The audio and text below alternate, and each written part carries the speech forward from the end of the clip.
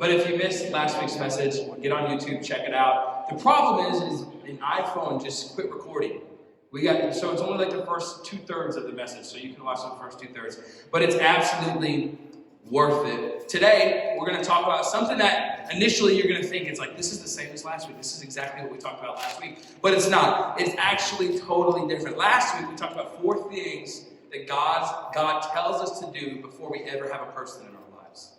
4 things. He tells Adam even in the garden, and this is where we drive it from. 4 things that Adam was supposed to do before God ever gave Adam Eve. And so that's what we talked about last week. Today, I want to talk about something that I think is actually super relevant. And you can open your Bibles to Matthew chapter 22. That's where we're going to hang out. If you didn't bring your Bible, you already know how I feel about you.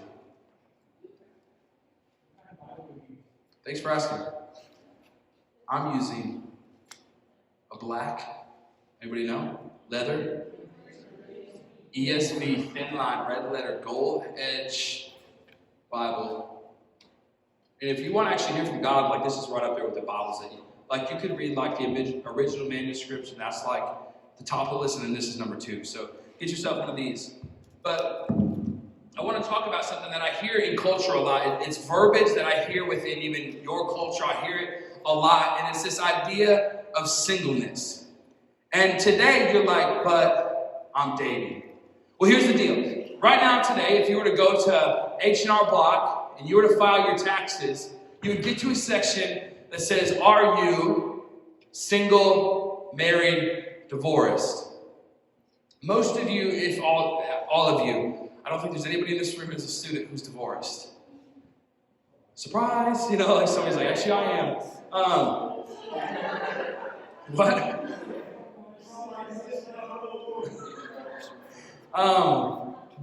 Then there's nobody in here, students, that are married.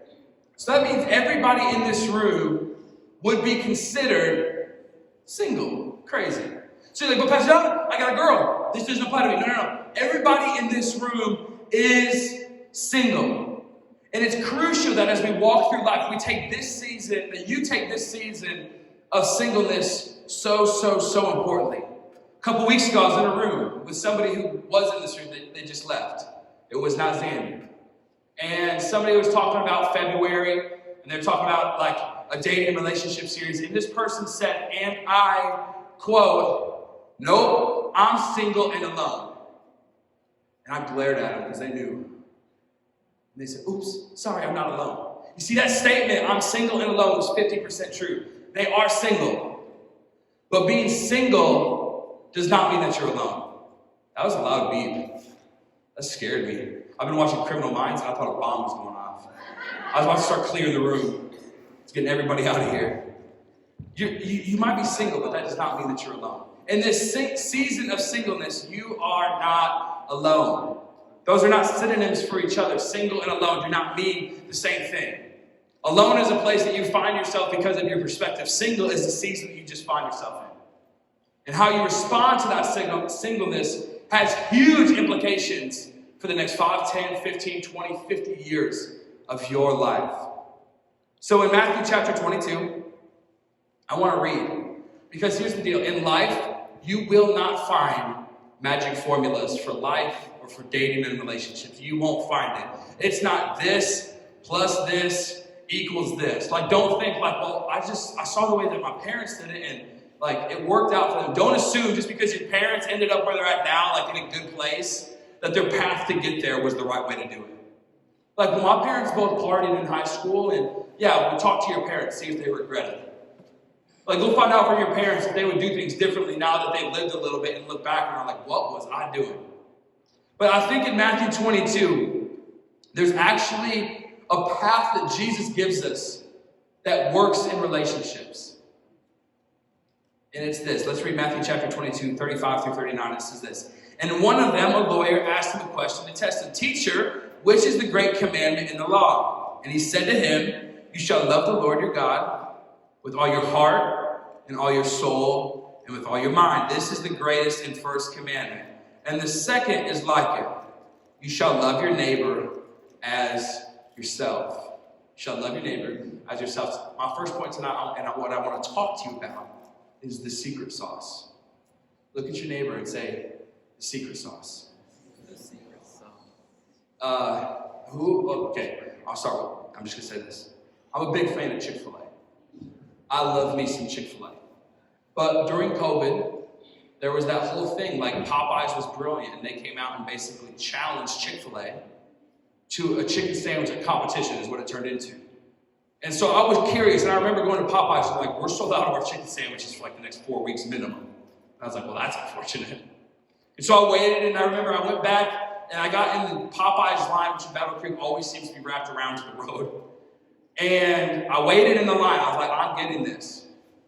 And I remember me and Adria, we were together, and we got the Popeyes sandwich, and we brought it home, so we ate this fresh Popeyes chicken sandwich. And I remember eating it and thinking like, this is a solid sandwich. This is a really good sandwich, which then automatically goes to which sandwich is better. Chick-fil-A or Popeyes? Raise your hand if you're Chick-fil-A all the way. Raise your hand if you're like, I love Chick-fil-A, but Popeyes chicken sandwich is better. Okay, there's people in the room. And so, I'm like I couldn't settle with they're both good. I had to get to the point of saying, this is the top dog. So as I'm thinking about it, I'm just going back and forth. Popeyes or Chick-fil-A.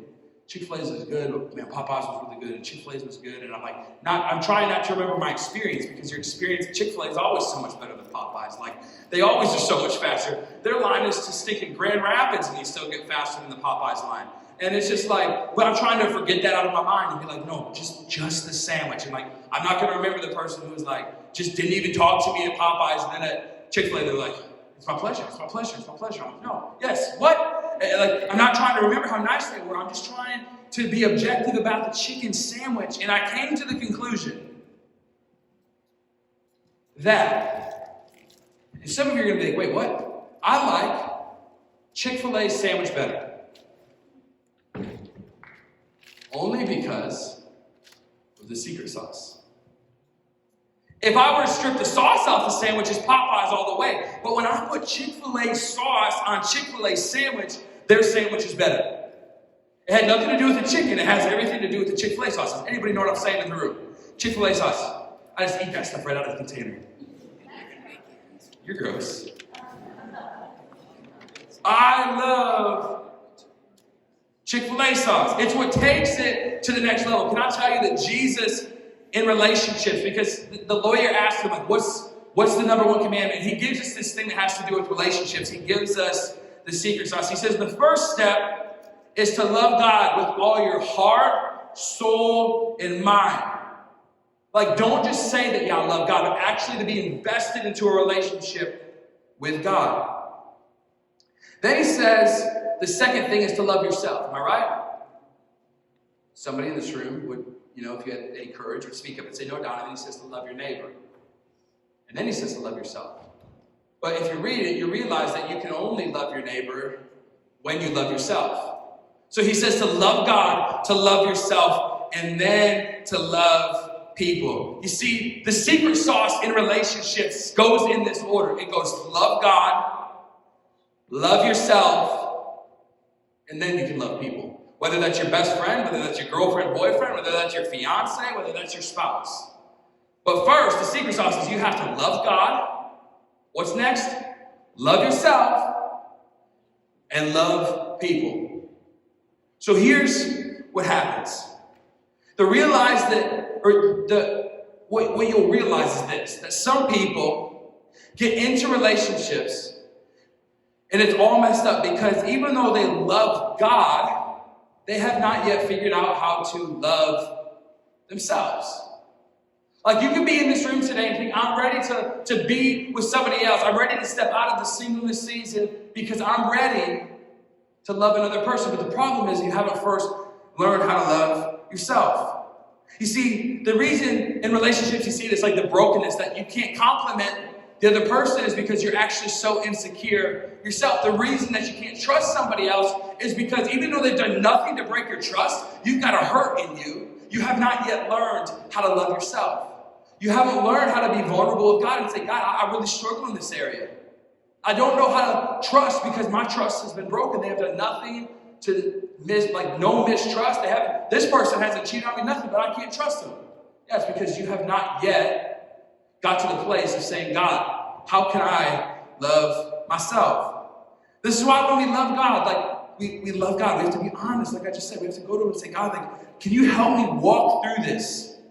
How can I heal myself right now in this season of singleness so that when I move on to the next season of life, I can be healthy and I can love that person super well? If you're in this room tonight and you're in a relationship, dating somebody, I'm not saying you have to go, oh my gosh, I don't love myself. I need to break up with this person. Some of this stuff you can walk through simultaneously.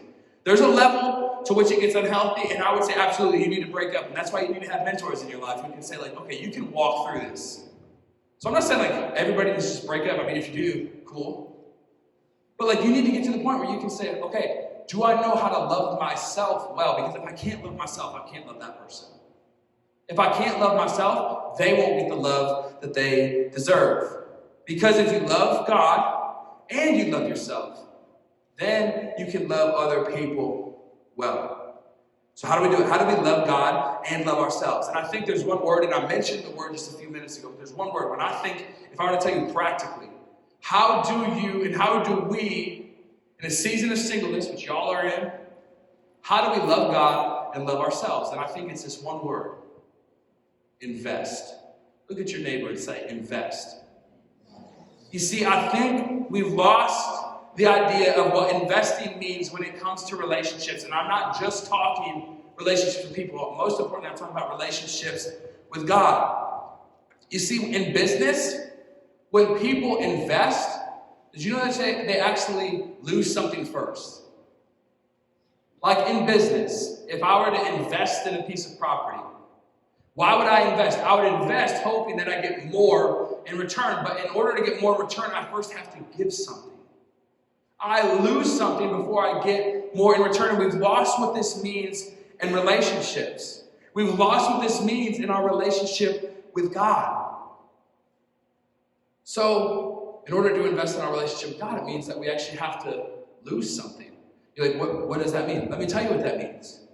The reason that some of you are in this room and you're not growing is because you're not investing. You're I love God and I want to grow, but the reason you're not growing is because you quit investing. And I'm not talking financially. That's actually a part of it. Worshiping God with your finances is a part. But you're not losing something. You're showing up when your parents go. You're coming to youth group because that's just what you do. But you're not actually losing something. You're showing up when it's just convenient. I think it's funny, and this is nothing against anybody in this room, but I think it's really funny that we live in a culture that skips church for the Super Bowl. We invest, hear me, we invest our time and energy into something where more sex trafficking happens in 3 hours than happens in 6 months in the United States. I don't want to go to church, it's just one night a week. Well, guess what? Your investment just contributed to this many people being sex trafficked. Well, that's pretty extreme. That's what you did. I don't care if it's extreme. We invest in the things that actually give us no return. I just think it's funny. That's just an observation. Thanks for hearing my counseling session. I think there's an Old Testament passage when David was going to make an offering to God. He was going to offer a sacrifice to God, and one of the kings, because they wanted to bless David, they said, David, let us just give you the goat and you can go sacrifice it.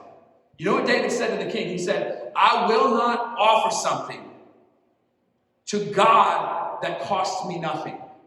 What is he saying? David knew that you don't get something in return if you don't invest, if you don't lose something.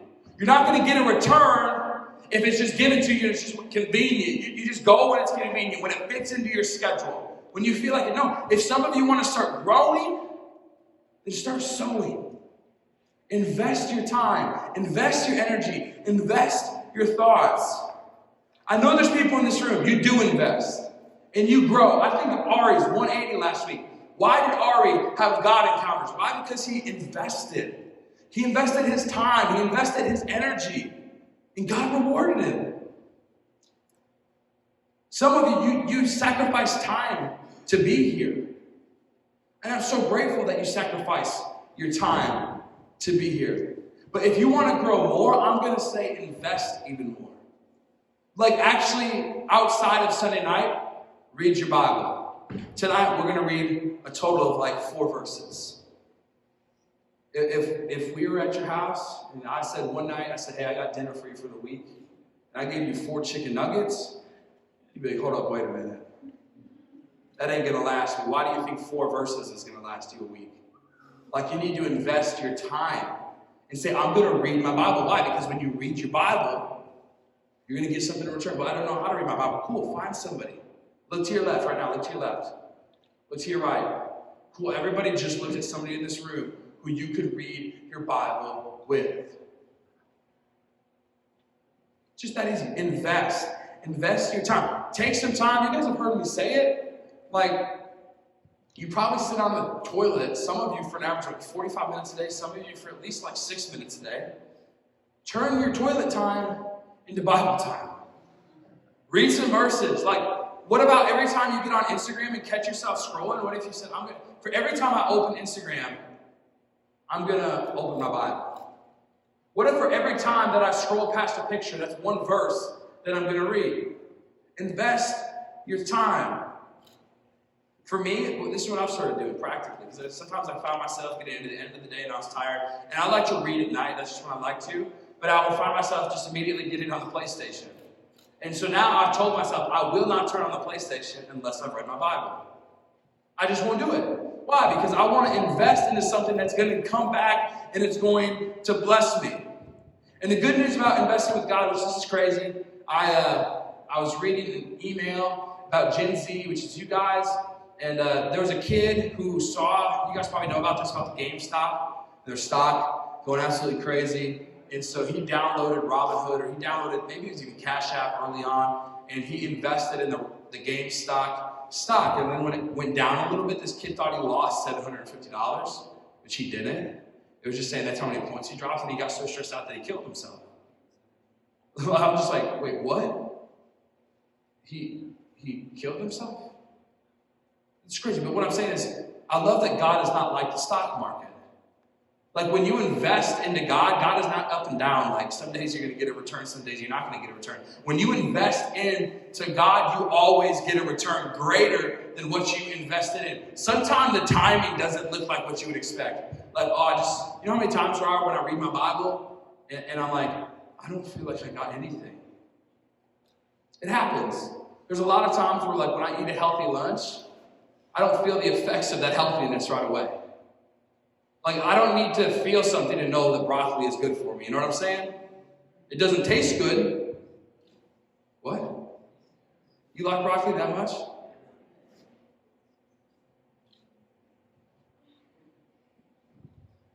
Musicians are weird. Invest in yourself. And you're like, that sounds selfish. No, it's called discipline. To invest in yourself is not in yourself. It's not selfishness. It's discipline. Take time and learn what it means to rest. And what that means is don't be lazy, but actually rest. You guys live at the speed of some of you of what your parents will push you. The more I read about your generation, the more I find that you guys do stuff because you feel like your parents want you to do it. Learn to rest. If you have no break ever, learn to rest. If you do something every single day, the day of the week, please take Sundays completely off. Don't do sports. Don't do dance. Don't do anything. Learn to rest.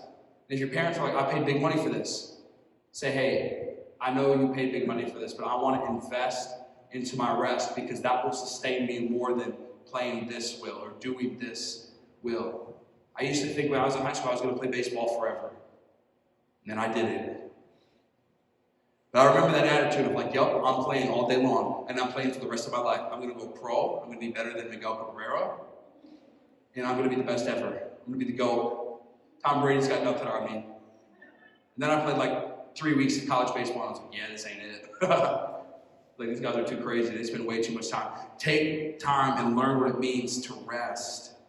You're no good when you're on empty. You can't do anything beneficial for any relationship if you are just constantly burnt out. Has anybody just been tired and then had somebody come in and just say something that just set you off?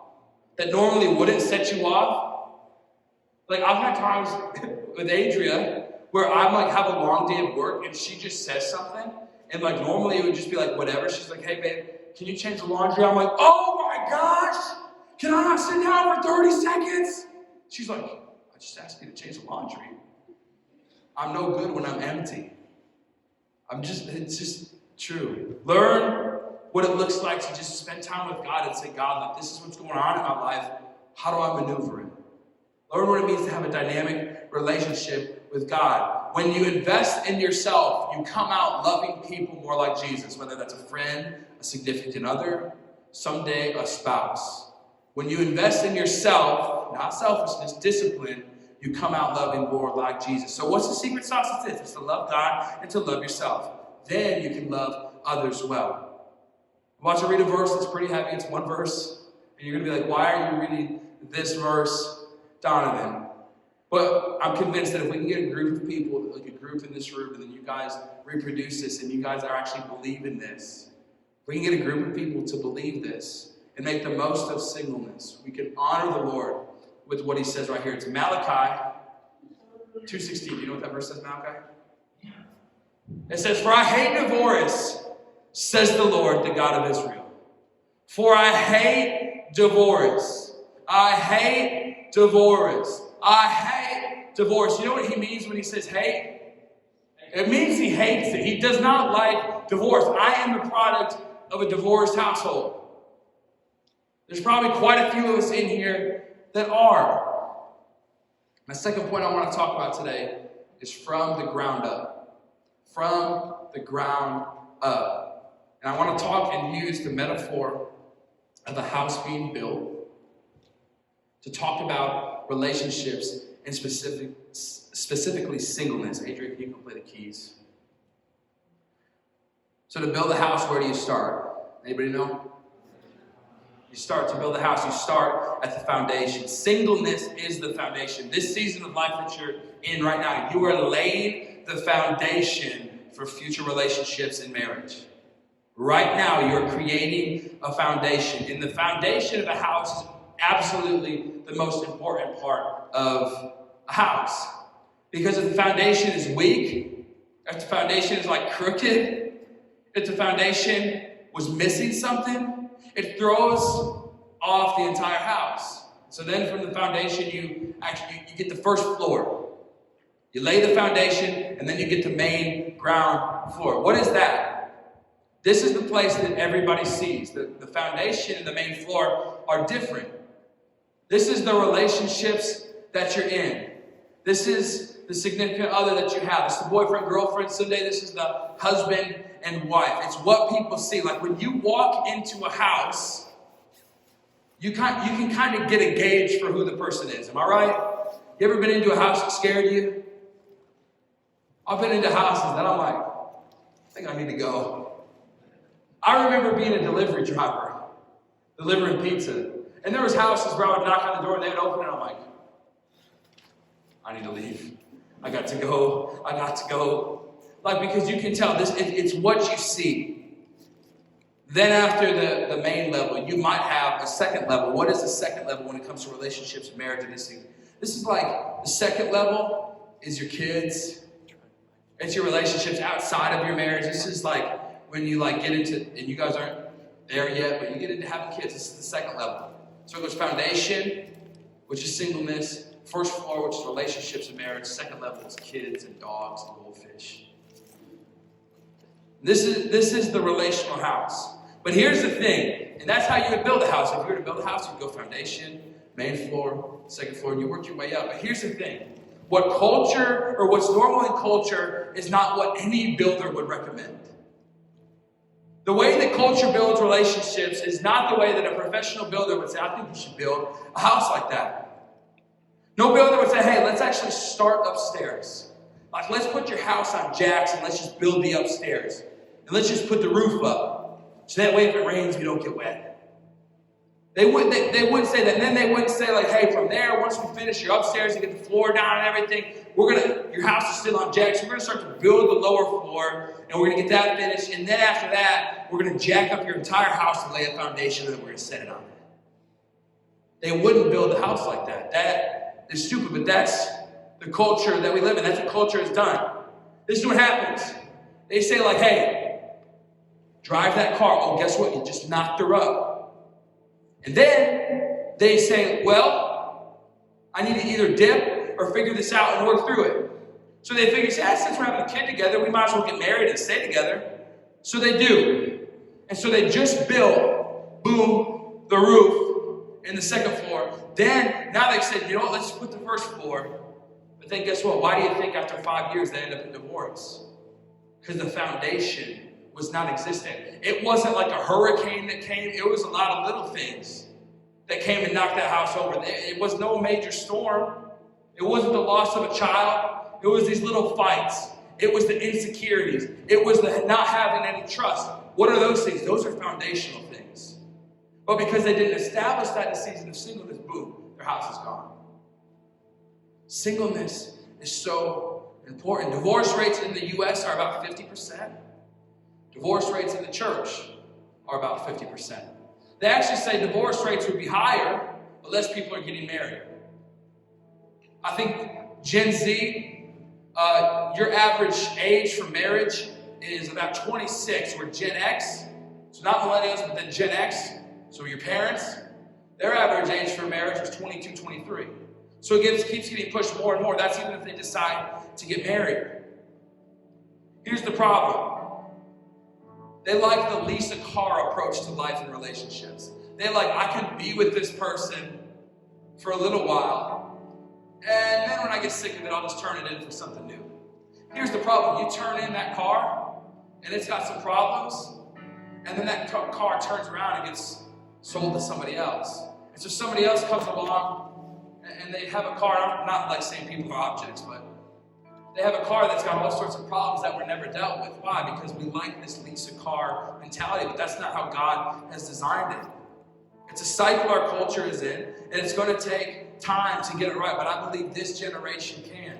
Like if we would just leave this place today saying, in a season of singleness, I'm going to commit to establishing a foundation. Why? Because when I get married someday, I don't want my house to fall. I don't want to contribute to the statistics and say 50% of marriages end in divorce.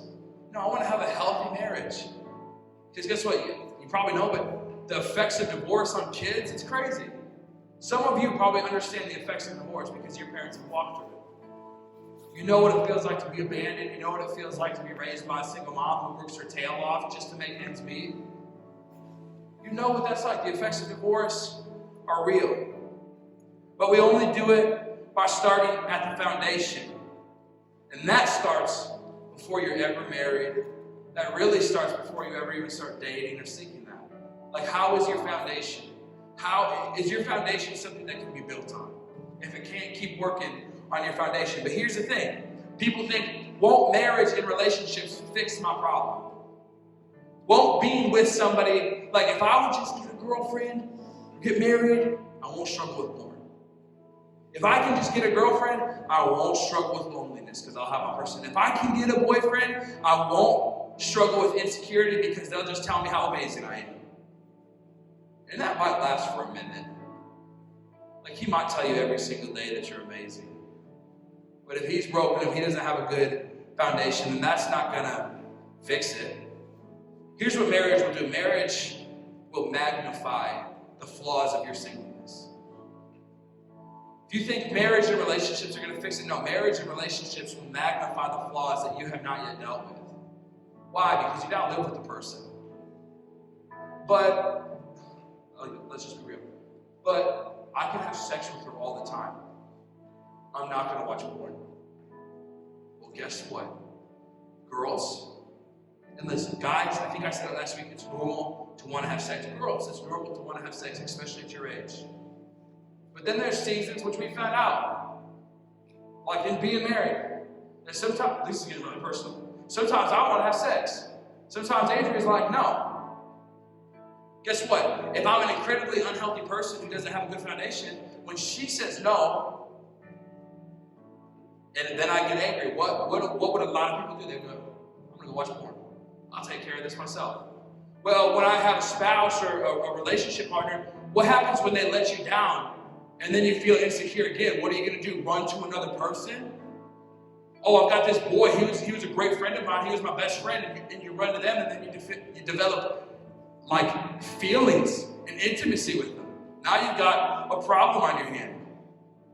What about when you struggle with loneliness? You're like, well, relationships and dating, that's going to fix my aloneness. Well, what happens when you feel alone once you're with a person? Then what are you going to do? Just have an affair? We're just going to keep contributing to the 50% and make that higher?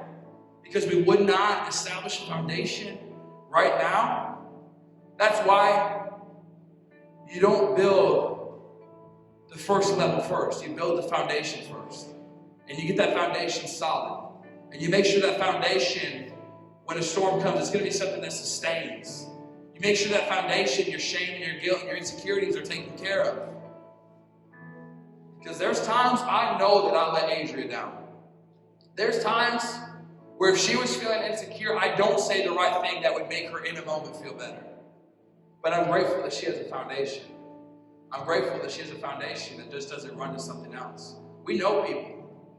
My best friend, I'll never forget 2.5 years ago, shared it before, when he called me on a Monday morning. I was getting ready for staff meeting, and he called me, and I was all excited because we just had a big event, and he was just really quiet. I was like, what's going on, bro?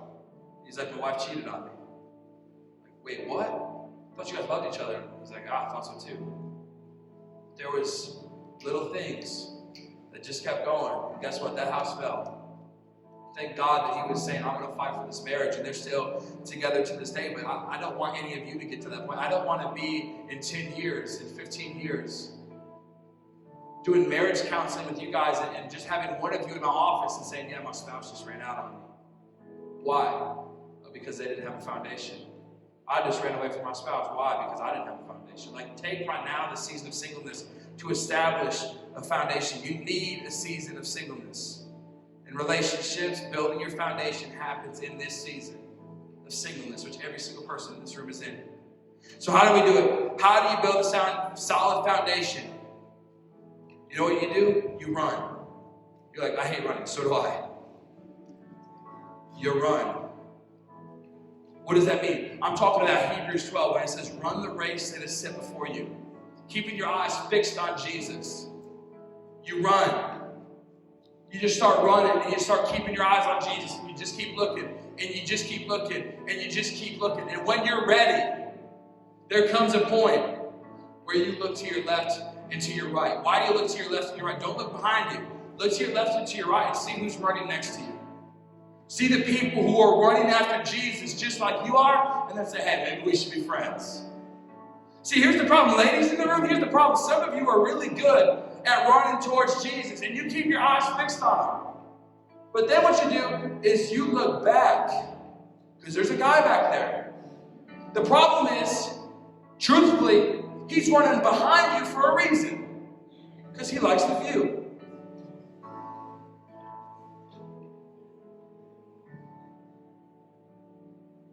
Track shorts aren't like they used to be, okay?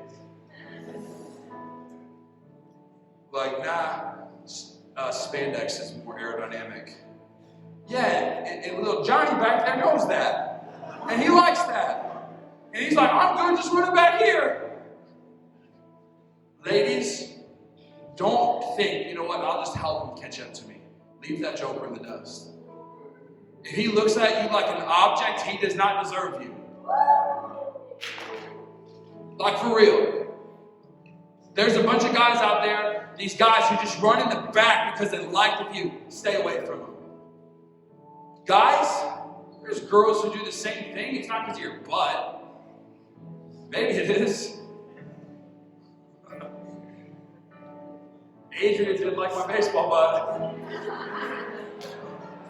She always tells me, she's like, Donovan, you start doing squats again. I'm like, shut up. And, but run. Don't look behind. Let's look to see the people who are running after Jesus just as hard as you are. And at the right time, look to that person and say, hey, maybe there's something here.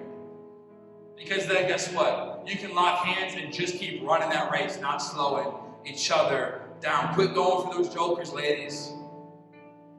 They don't deserve you. And if your reason to look back and wait is because you don't want to be alone, then just remember, singleness does not mean you're alone. Singleness does not mean you're alone. Just keep running that race. And someday the right person is going to be running next to you. Someday there's going to be that right person in that season of life when you need it who's going to be running right next to you. And then you can hold hands, you can get married, you can have kids and do all that. Don't turn around. If you do turn around and just run backwards. Just wave at them. And then you just turn around and ignore them. So how do we do this? In a world that builds houses from the top down and wonders why it doesn't stand and last, how do we do this? We be the people who build from the bottom up. We be the people who run the race. We be the people who understand that we have to love God first and foremost, and then we have to love ourselves before we can ever love people. Can you guys stand up?